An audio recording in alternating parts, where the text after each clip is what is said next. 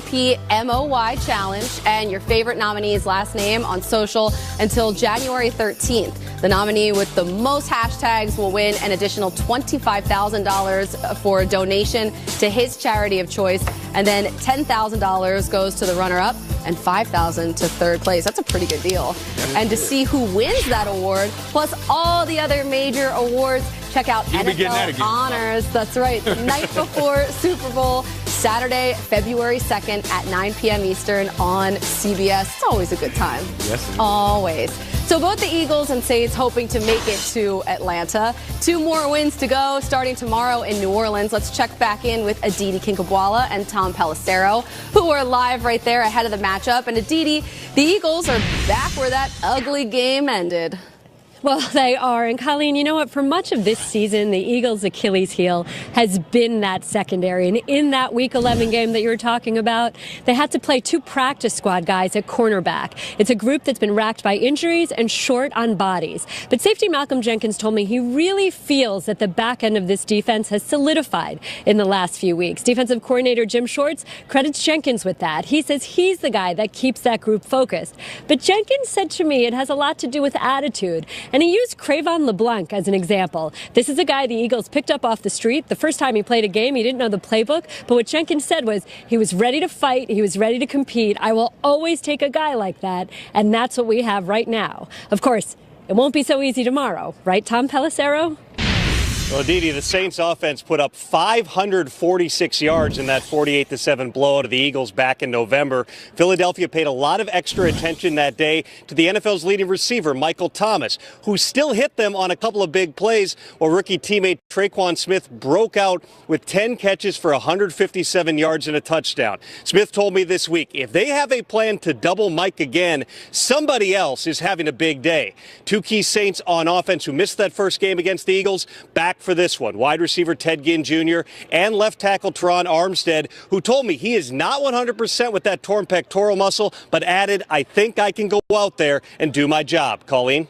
All right, thank you, Tom and Aditi. Let's switch it around to the other side, because when we talk about this matchup, got to talk about Nick Foles. Since 2013, Nick Foles has a .765 win percentage in December, January, and February. You got some goats on there. Which is among the best right there. Look at the names that you see up there. Look at those names. Peyton, Brady, and Luck. Foles is the only backup. And Nick Foles. The only backup up there. I know, pretty crazy. All right, you guys know what time it is? A big Jeezy face right Careful, there. little clock. Time for mic drop. Best time of day. Hey. All right. All right. What's in the notebook over there? Well, the coaching hires. You know, we had so many things that we wanted to talk about, and we were trying to plan it out, and then they all happened, and it's just so the 2 things that I did want to talk about. Brian Flores, as the Dolphins' next head coach that Ian Rappaport mentioned earlier, did a great job during the interview process, because when you go in, you're a Patriots assistant, you've got to go in convincing them, hey, I'm not going to be Bill Belichick. And my understanding was that the Dolphins realized that he's going to be, they hope, the best of Belichick, while also really doing it his way and not going somewhere and trying to institute all these rules that you see Matt Patricia there. He tried to institute in Detroit and ruffled some feathers there. I'm not saying Patricia's not going to be able to eventually establish the kind Guys of need rules, though. Guys do need rules. But it's about getting them to understand why you're doing them, and getting yourself to understand which ones are really important to do. So I don't think that you can just look at Brian Flores and say this is going to be another leaf that's going to fall off of the Belichick tree. I think he's going to do it a little bit differently and do it his own way. He's an impressive guy.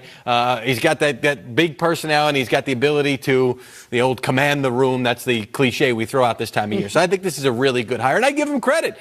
All the teams out there looking for the young offensive coaches, they go in a different direction here, and they say, you know what, we're going to pick between him and Chris Richard. You got a comment here? Because I want to get to Richard in a second. Go ahead. I want to get to Richard in a second. I'll let it go. But you know Chris Richard. I was going to ask him. Yeah. I thought Chris Richard was up for the Miami job as well. He was up for there, and he was a finalist here between finalists. They didn't really do a second round of interviews, but he was, let's call him the runner-up, I'd say, here. And Richard, to me, in talking to people around the league, I mentioned this a little bit on air yesterday. When you hire somebody, let's say you're hiring a Belichick clone, or let's say you're hiring the next Sean McVay. What you're asking that guy to do is, whatever you learned over here, pick it up, bring it over here, and establish it over here, because we're impressed with what's happening there. We want a little flavor of that ourselves. Well, look at what Chris Richard has done. He has taken that mentality that they had in Seattle, that atmosphere in the defensive that he was part of creating, that he was part of creating, and he reestablished it in Dallas. I mean, you can see it on tape, the way that they are playing with that attitude and that mentality. And so he has done something that you'd think these other candidates, you were asking them to do. I am shocked that more teams weren't beating down their door for Chris Richard. Yeah. I'm shocked at that, too. And I'm also shocked that, let's just put the elephant in the room. I mean, there's not enough black coaches in the National Football League right now. Let's just be honest with it. And my thing is, to me, it's all tied to the quarterback. All of these coaches that are getting these jobs and these opportunities, they're getting them because they're deemed offensive geniuses. It's all about the offense, and it's all about coaching the quarterback, having that special relation to the quarterback. How come we don't speak of any African-American or minority coaches being offensive coordinators and having that genius tag? So I think you have Eric Bieniemy right now that's kind of out there and doing the interviews and being looked at as an offensive guy. But Andy Reid calls the plays, correct? With input from the enemy, not only before the game, but before drives and during drives. Like, they'll talk to each other. Reid will call the play to Bieniemy, who then relays it in. And Doug Peterson did the exact same thing. Yep. Yeah, and my issue is, how come minority coaches are good enough to be defensive guys and go and take that track to be a head coach, but you don't see a lot of that happening on the offensive side of things? And I think it goes back to why there's such a big thing around Lamar Jackson being in this league. Because to me, when you look at the quarterback position, there's not a lot of guys out there that have the background to be able to coach a guy like Lamar Jackson. And I look at the NCAA and look at our amateur system.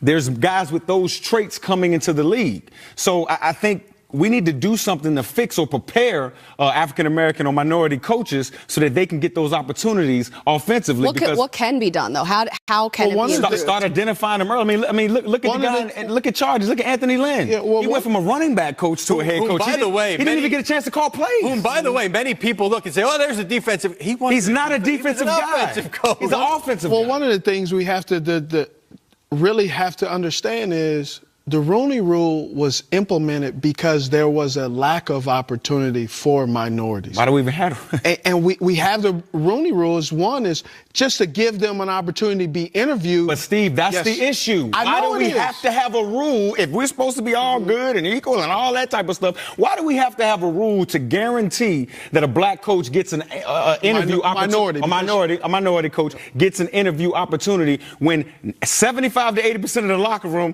is minorities. Yeah. Well, can I tell you why? Why is that? Because if we don't have the rule, it wouldn't happen.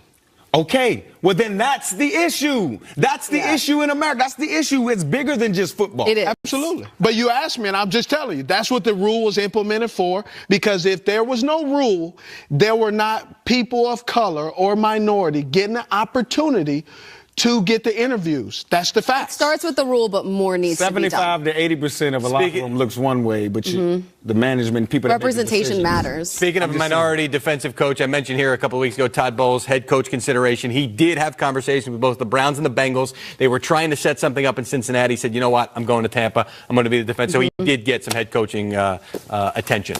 All right, so coaching carousel, it is slowing down. Yes, so it is. Coming up next, we're going to sit down in the film room with Sean McVay and Jared Goff. Our Kurt Warner's going to... If you even know Sean McVay, you'll get a coaching job.